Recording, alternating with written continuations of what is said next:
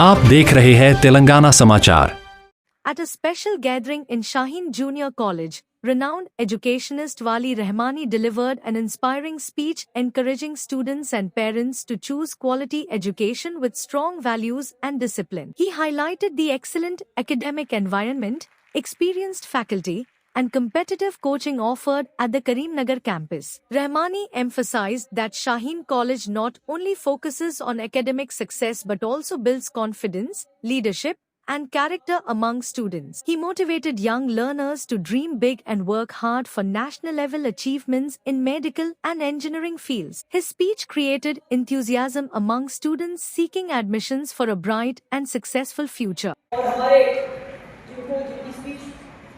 شعیب صاحب میں کیا آپ کو دیکھ سکتا ہوں ابھی آپ آ سکتے ہیں میرے پاس ایسے وکیل اور ایسے ایڈوکیٹس کی ضرورت ہے and we have a big round of applause for Mr. Shoaib also.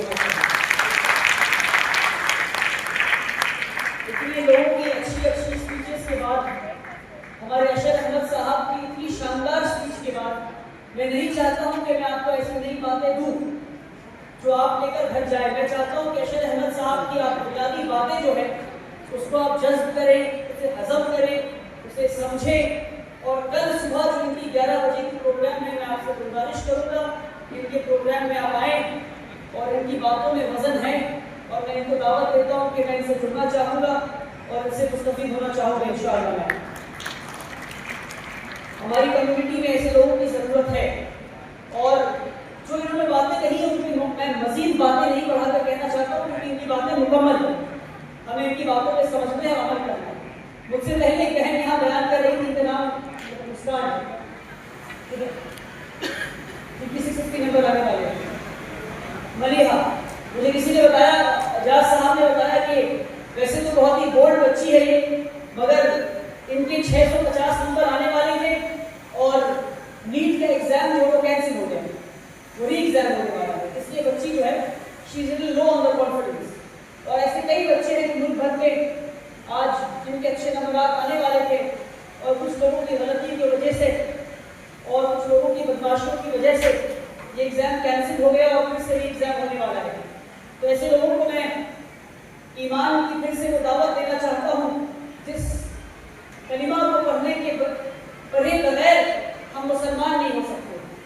وہ کلمہ کیا ہے؟ وہ ہے آمنت باللہ و ملائکتہ و کتبہ ورسلہ والیوم الآخر والقدر خیرہ وشرہ من اللہ. کہ جو قدر ہے, جو ول ہے, جو ہوتا ہے ہمارے ساتھ, چاہے اچھا ہو ہمیں لگے چاہے ہمیں برا لگے, ہمیں اس بات پہ ایمان ہے, ہمیں اس بات پہ یقین ہے that it is happening by the will of Allah subhanahu wa ta'ala. It is ہمارے لیے بہتر ہے کہ ہم اللہ کے ول کو ایکسیپٹ کر دیں نہ کہ اللہ کے ول کے خلاف جائیں. تو میری بہن سے یہ گزارش ہے کہ اللہ کے ول کے بنا نہیں ہو سکتا. اللہ کے ول کو قبول کریں, تسلیم کریں اور کہیں گو نیکسٹ انشاءاللہ. یہ اللہ کے ول کے ساتھ ہی ہے اور مسلمانوں کے لیے ہے, ہم سب کے لیے ہے. آج اس ملک میں جو کچھ بھی ہو رہا ہے ہم سب اس سے ناامید ہو جاتے ہیں, ہم سب پریشان ہو جاتے ہیں کہ اللہ یہ کیا ہو رہا ہے, یا اللہ یہ کیسی مشکل حالات میں ہم سب ہیں اور کیسے امتحانات ہمیں دینے پڑ رہے ہیں.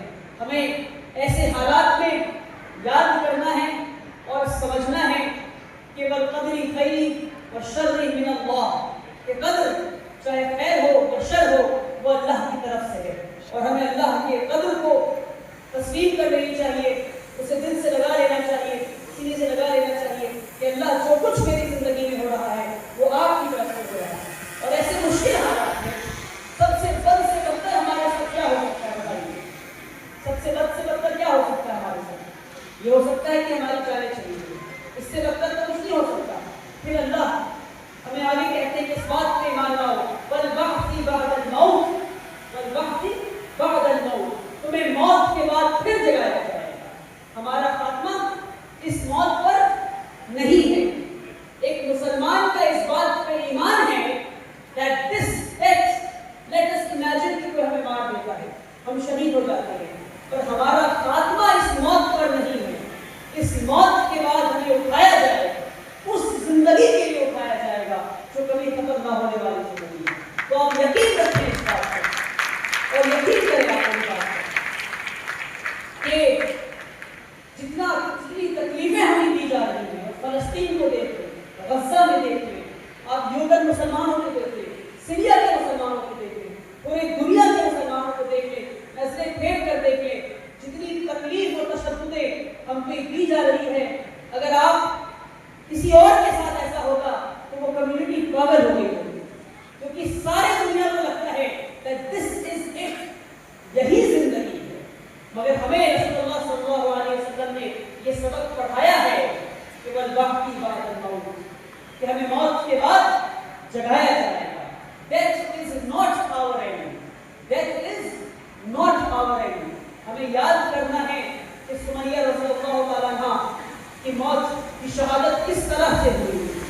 آخری کلمہ ان کا کیا تھا؟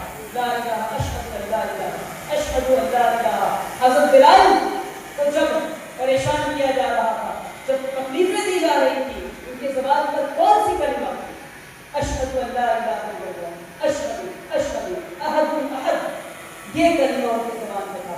آج ضرورت ہے کہ ایسی مشکل حالات میں ہم ان واقعات کو اور اپنے حدیثوں کو اٹھا کر دیکھیں اور ان سے سبق لیں اور سمجھیں اور سمجھیں اور سمجھیں کہ ہمیں موت کے بعد پھر اٹھایا جائے گا.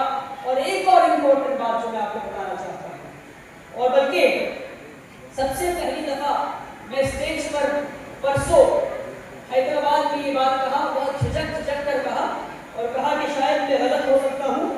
پھر اب جب میں اسٹیج پر بیٹھ کر قدیر صاحب سے وہی بات پھر سے شیئر کر رہا تھا تو قدیر صاحب نے کہا کہ یہ بات مجھے 10 سال پہلے سمجھ میں آ گئی.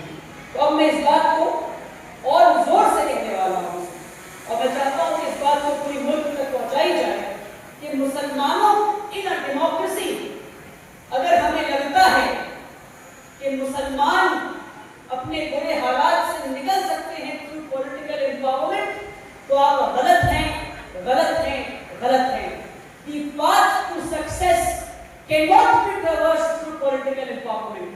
ہم پولیٹیکل امپاورمنٹ کے ذریعے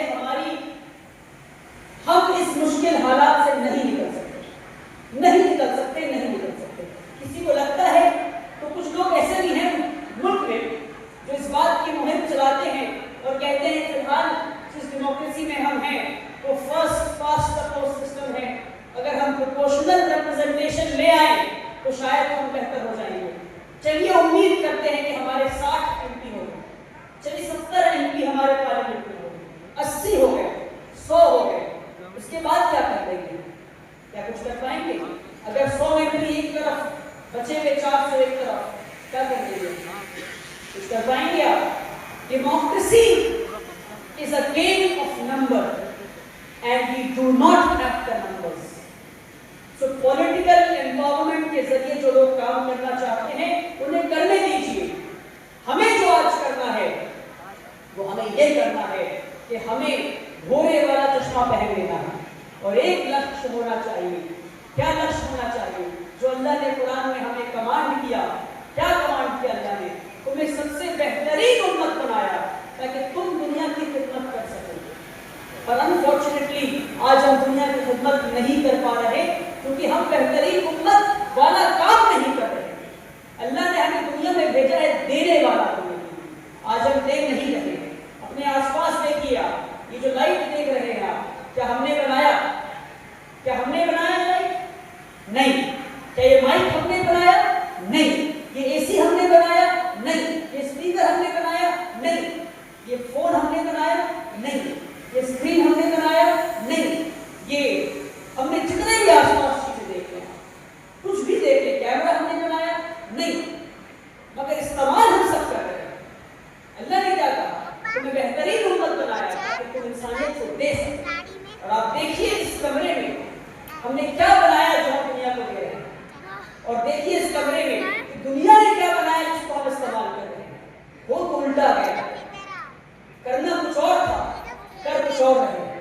اللہ نے کمانڈ کیا کہ دینے والے ہم بن گئے لینے والے. جب بن گئے ہیں لینے والے تو کہاں سے ملے گی عزت؟ نہیں ملے گی ہمیں عزت. اپنے گھر میں ٹوٹی ہوئی کرسی کا ایگزامپل میں دیتا ہوں. ایک کرسی جو ٹوٹ چکی ہے، جو کسی کے کام نہیں آ رہی ہے، تو آپ کیا کریں گے اس کرسی کا؟ اسے نکال کر باہر پھینک دیں گے. مسلمانوں کا حال آج اس ٹوٹی ہوئی کرسی کی طرح ہے. آج ہماری ضرورت کسی کو نہیں ہے، پوری دنیا میں کسی کو نہیں ہے. آج ہم دینے والے نہیں ہیں، نہیں ہیں، نہیں ہیں، نہیں ہیں.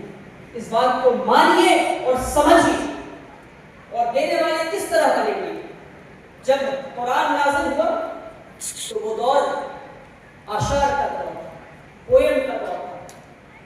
اس لیے قرآن اسپوکن فارم میں آیا، اور ایسے فارم میں آیا کہ لوگوں نے رشک کیا کہ یہ کون سی یہ کون سے اشعار ہیں، ایسے ہم نے کبھی سنے نہیں. پھر دور آیا. کس چیز کا دور آیا؟ فلسفے کا دور آیا. کہ دنیا میں بڑے بڑے فلسفی آئے، فلاسفرز آئے، تو اسلام کو فلسفے کے ذریعے پھیلایا گیا. پھر ایک دور آیا کون سا دور آیا؟ سائنٹیفک انوینشنز کا دور آیا. تو پھر اسلام کو سائنٹسٹ نے دنیا میں پھیلایا, سائنٹیفک انوینشنز کے ذریعے دنیا میں اسلام کو پھیلایا گیا. پھر ایک دور آیا انڈسٹریل ریولیوشن. آج جو دور ہے وہ دور ہے ٹیکنالوجی, انوویشن اینڈ انٹرپرینورشپ. آج ضرورت ہے کہ ان چیزوں کی ہم بات کریں گے انشاءاللہ. میں جتنے بچے یہاں بیٹھے ہیں میں آپ کو 3 کام کرنے کو کہوں گا. بہت ہی فلاسفیکل اور ایبسٹریکٹ باتیں ہیں, اور ان ایبسٹریکٹ باتوں کو سمجھنے کے لیے میں چاہوں گا کہ آپ لکھ لیں تاکہ گھر لوٹ کر ان باتوں کو سوچیں, ان پہ غور و فکر کریں اور پھر سوچیں کہ ہم اس کو کس طرح بہتر کر سکتے ہیں. آج ہم مسلمان کے بچے اور بچیوں کو ضرورت ہے کہ ہم 3 چیزیں کریں. نمبر 1 اور پیرنٹس اور ٹیچرز کی بڑی ذمہ داری ہے کہ ہم اپنے بچوں کو یہ سکھائیں ہاؤ ٹو ڈریم بگ. جب بچہ کہے کہ مجھے سائنٹسٹ بننا ہے تو ہنسنا نہیں ہے. جب بچہ کہے کہ مجھے یہ بننا ہے تو اسے کانفیڈنس دینا ہے کہ ہاں یہ بن سکتے ہیں. رابن شرما ایک موٹیویشنل اسپیکر ہے, وہ کہتے ہیں if people aren't laughing at your dreams that means you do not have the dream.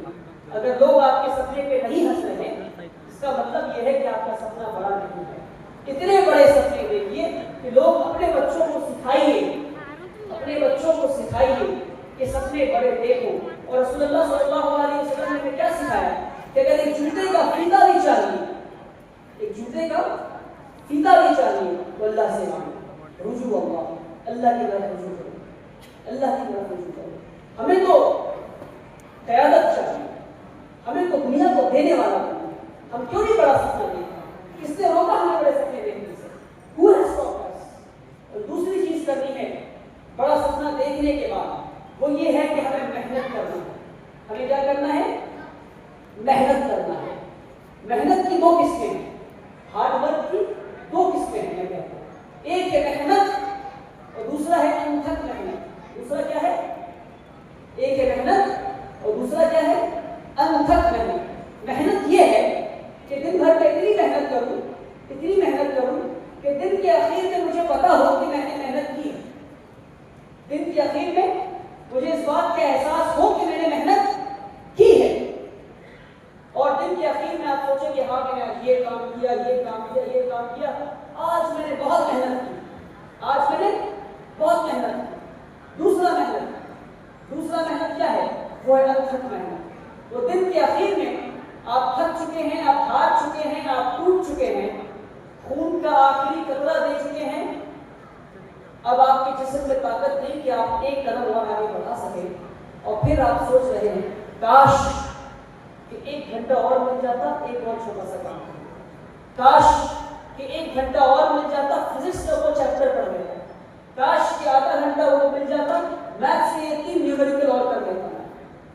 کاش کہ تھوڑا اور وقت ہوتا, میں یہ کر لیتا.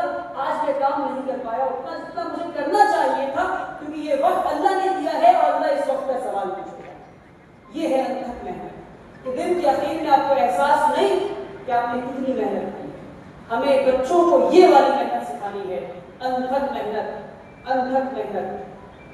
رسول صلی اللہ علیہ وسلم کی وہ جو فیمس حدیث ہے, لا عیش الا عیش الاخرہ. جنگ کی میدان میں, جنگ خندق, لوگ صحابہ خندق ڈگ کر رہے ہیں, کھود رہے ہیں اور تھک چکے ہیں پیٹ پہ پتھر باندھ کر, اور سارے صحابی تھک گئے, ہار گئے, ٹوٹ گئے اور زمین پہ گر گئے اور کہ یا رسول اللہ ہم سے اور نہیں ہوتا, ہم تھک چکے ہیں, اور ہم سے نہیں ہوتا, ہم تھک چکے ہیں. رسول اللہ صلی اللہ علیہ وسلم, what a leader and what beautiful words he spoke. He stood up and said la aisha illa aisha al-akhirah. There is no comfort except for the comfort of hereafter. نہیں ہے کوئی آرام سوائے آخرت کے آرام. آج ہمیں اس محنت کو یاد کرنی ہے, اور کسی بڑے اللہ والے نے کہا, I keep forgetting his name, بڑے صوفی ایک سیٹ گزرے ہیں ہندوستان میں, ان کا ایک قول ہے کہ زمین پہ کام اور قبر میں آرام. آج ہمارے بچوں کو یہ فارمولا کھول کر پلا دینا ہے ہمیں، کیونکہ ہمارے بچے اپنے وقت کو برباد کر رہے ہیں۔ I am 28 years old، میری عمر 28 سال ہے۔ 18 سال 19 سال کی عمر میں نے اپنا کام شروع کیا۔ آج نیل گلوبل اسکول ایک چھوٹی سی اسکول قائم کیا ہوں، but I started working when I was 18-19 years old۔ پچھلے 8 سال میں واللہ مجھے نہیں پتا یہ بات اس لیے نہیں کہہ رہا کیونکہ مجھے آپ کو بوسٹ کرنا ہے یا شو آف کرنا ہے۔ مجھے نہیں یاد کہ میں نے آخری آرام کب کیا، مجھے یاد نہیں کہ میں نے میری ذہن کو آرام کب ملا، میرے جسم کو آرام کب ملا، میں انٹرٹینمنٹ کے لیے کب گیا، میں موج مستی کے لیے کب کیا۔ میں صرف اور صرف محنت کیا ہوں اور کس لیے؟ اس لیے نہیں کہ آپ کھڑے ہو کر میں شو آف کر سکوں، اس لیے کہ مجھے اپنے اللہ کو راضی کرنا ہے۔ اور یہ سب کہنے کے بعد، یہ ساری باتیں کہنے کے بعد اگر میرے دل میں اس وقت یہ بات بتاتے ہوئے ایک رائے کے دانے کے برابر بھی دیا آ گیا ہے تو یقین مانیے اللہ کے دربار میں میری 8 سال کی محنت بیکار ہو چکی ہے۔ یہ سمجھنے والی بات ہے، یہ باتیں آج ہمارے لیڈرز کو سمجھنا ہے، یہ باتیں ہمارے بچوں کو سمجھانا ہے۔ ان اصولوں پہ ہمیں اگلی نسلوں کو تیار کرنا ہے انشاءاللہ۔ ان اصولوں کو جب تیار کریں گے تو بدلاؤ آئے گا انشاءاللہ۔ تو میں نے بتایا ہمارے بچوں کو سپنا دیکھنا سکھانا ہے، ہاؤ ٹو ڈریم بگ۔ دوسرا کام کرنا ہے وہ یہ کہ محنت کرنا سکھانا ہے۔ سپنے کو دیکھیے، کیسا سپنا؟ مجھے نیوکلیئر سائنٹسٹ کرنا ہے۔ سپنا کیسا؟ مجھے کچھ ایسا انوویٹ کرنا ہے جس سے اگلے 100 سال تک دنیا فائدہ اٹھا سکے۔ پھر کیا کرنا ہے؟ اس کے لیے انتھک محنت کرنی ہے۔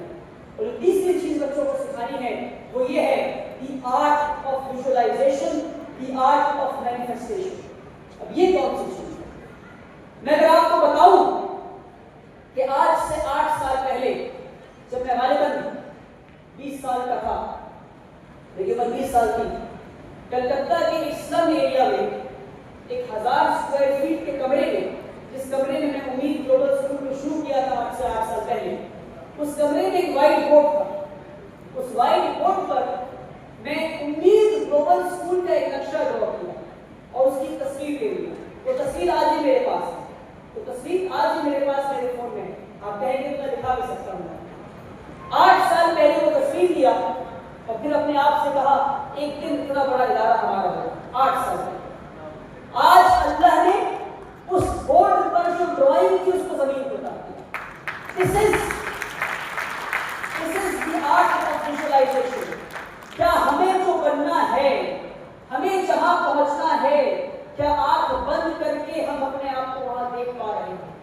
ہر روز دیکھیں گے، مینیفیسٹ کریں گے کہ ہاں ہو گیا، ہاں ہو گیا، ہاں ہو گیا، انشاءاللہ ہو گیا۔ جب میرے شیخ میری خالی زمین پہ پہلی دفعہ آئے، میری امید جن کے میں نے بیعت کیا جن کے ہاتھ پر، تو خالی زمین تھی۔ انہوں نے کہا ولی آپ کو کیا دکھ رہا ہے؟ میں نے کہا زمین دکھ رہی ہے۔ تو آپ کو اور کیا دکھ رہا ہے؟ تو میں نے کہا مجھے گراسز دکھ رہا ہے، گھاس دکھ رہا ہے، اور کیا دکھ رہا ہے؟ پودا دکھ رہا ہے، اور کیا دکھ رہا ہے؟ کچھ چڑیے دکھ رہے ہیں، اور کیا دکھ رہا ہے؟ باؤنڈری وال دکھ رہا ہے۔ میں ٹھیک سے دیکھیے کیا دکھ رہا ہے؟ میں نے کہا حضرت ٹھیک سے دیکھ چکا ہوں، یہ چیزیں دکھ رہی ہے۔